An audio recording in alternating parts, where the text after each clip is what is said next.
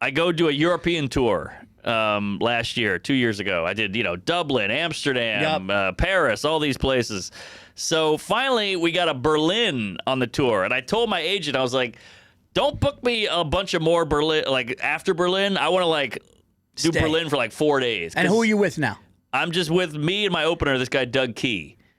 Oh, I just worked with Doug. Rhode Island Doug. Greatest Great guy. The best guy. Great guy, dude. And he's so low maintenance and so he was up for great. anything. Yeah. He's the man. So you can just put him in a suitcase and just take him on the road.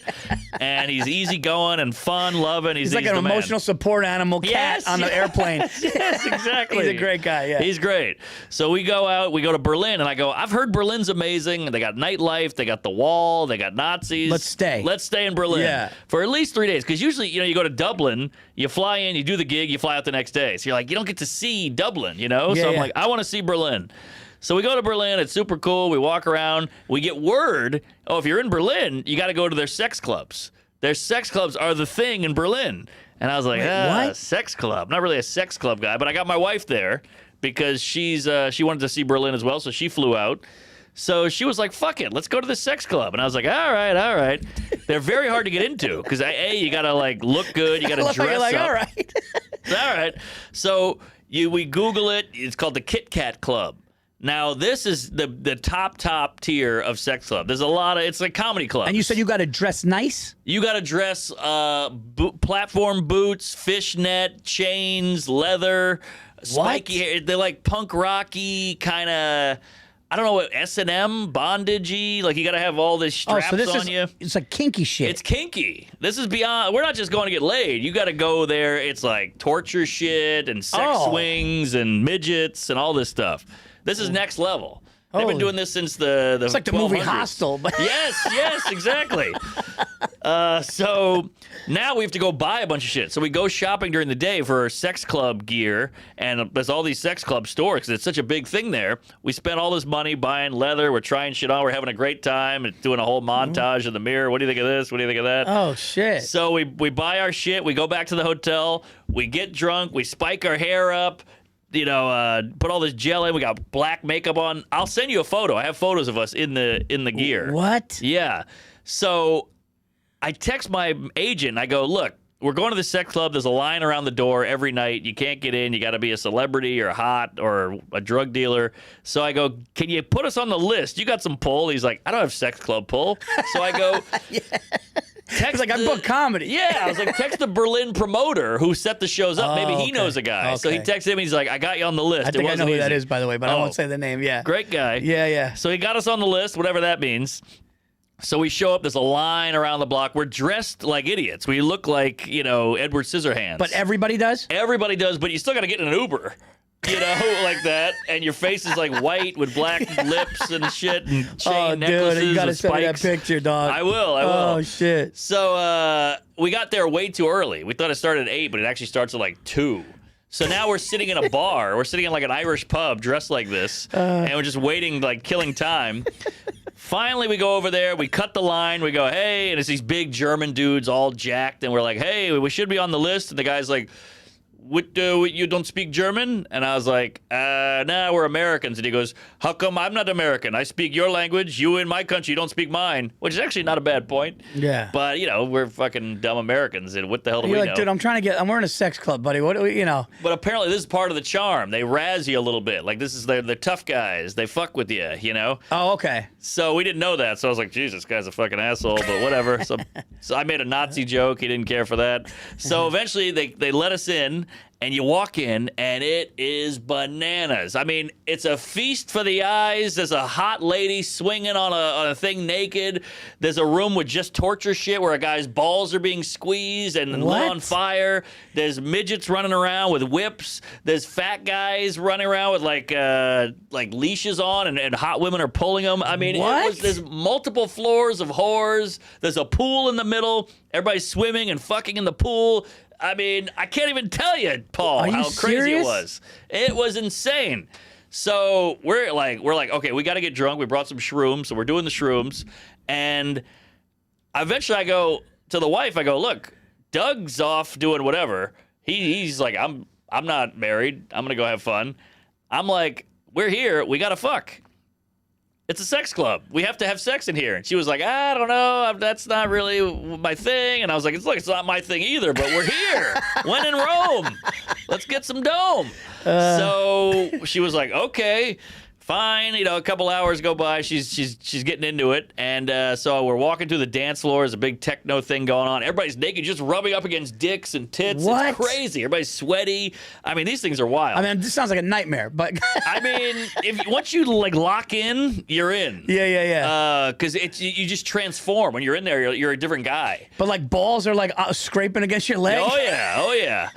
And you know, some people are like trying to hump you a little bit. Like, are you into this? You're like, no. But some chicks did. You're like, oh, you know, my wife's here. So eventually, I find like a little nook up on the second floor, and it has like a banister, and you can see down to the dance floor. I was like, this is perfect.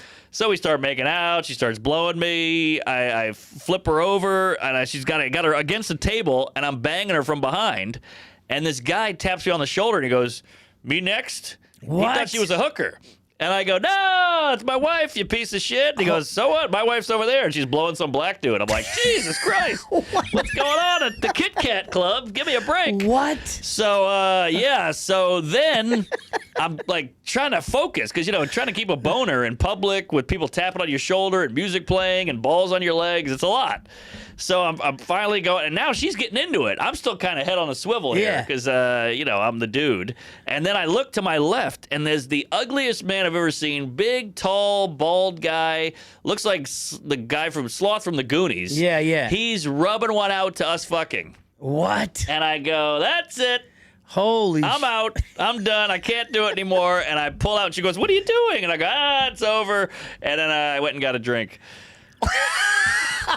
I couldn't. Wow. Yeah, we fucked for like 4 or 5 minutes. And obviously, she was like, dude, like, keep everybody away from me. Yes, so I couldn't So really you had enjoy to it. like, so there's like a lot of distractions. Yes, I would say so. It's an obstacle course. It's got to be hard to stay hard. It was. I took a blue chew between us.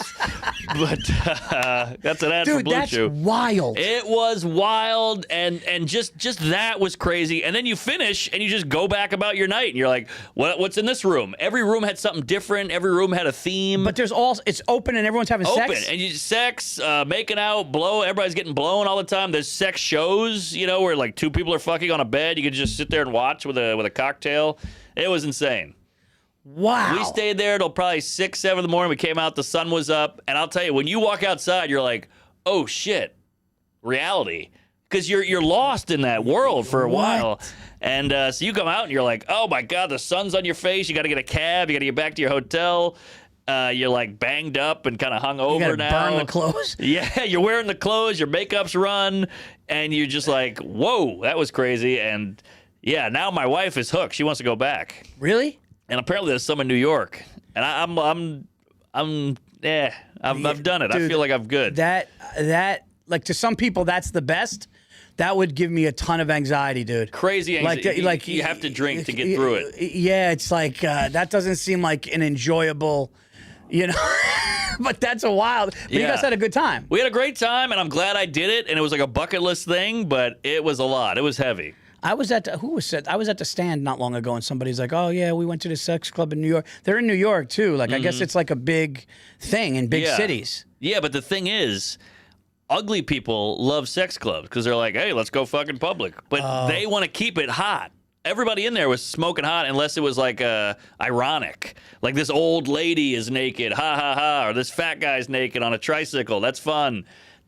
Everyone else was like smoke shows. All these beautiful German women and just like ripped dudes. It was crazy. Holy shit, dude. The dick swinging around in there was very intimidating, very emasculating. Like just some of these hogs, like German Nazi Holocaust dicks, just all over the place. It was insane. Hey, they were running trains, ironically. What? But yeah.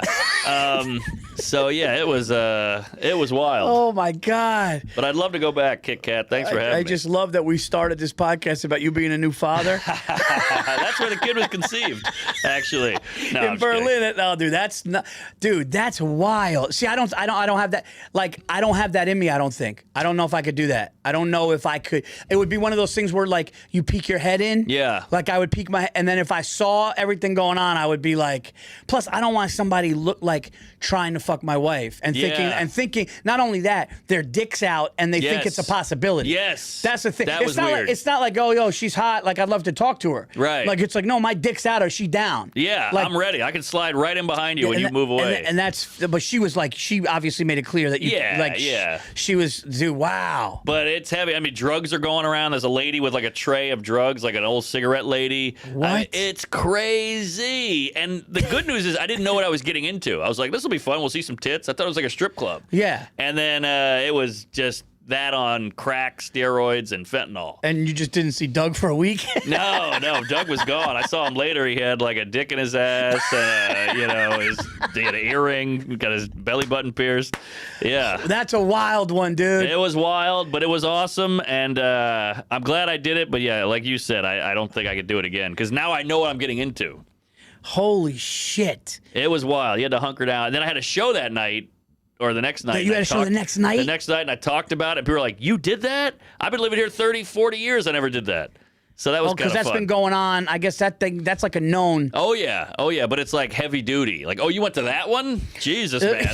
You got to start small. He's into it. Yeah. Start with like a little get-together. Exactly. I went full You went full bore. on. And now there's music blasting? Oh, the whole time. Yeah, music. Well, there's different rooms. There was like the pool room. There was the techno room. It was like a full rave going on with glow sticks and naked dildos and everything. And then there's like a sex room, a torture room, a bar room, room with just beds in it. I mean, it's crazy. Wow. Dude, it's so crazy that, like, you probably walk past these places in life and nobody knows it. Like in Manhattan, when you're walking around Manhattan, like there's probably shit like that going on. You don't even know. That's true. I was walking with Marcelo one night, and he was like, "Oh, I went to like a crazy Molly party up here," and I'm like, "Up here? It looked like an old mill, you know? No, It's New like York an old City's brick got building." some really wild shit, underground shit, stuff under restaurants. Yes. You know what else is big too? Like speaking of like crazy parties, they have like there's like underground poker shit that people don't know, and that gets crazy late night too. That's true. Yeah, dude, that's I love that shit. Yeah. I mean, now that would be.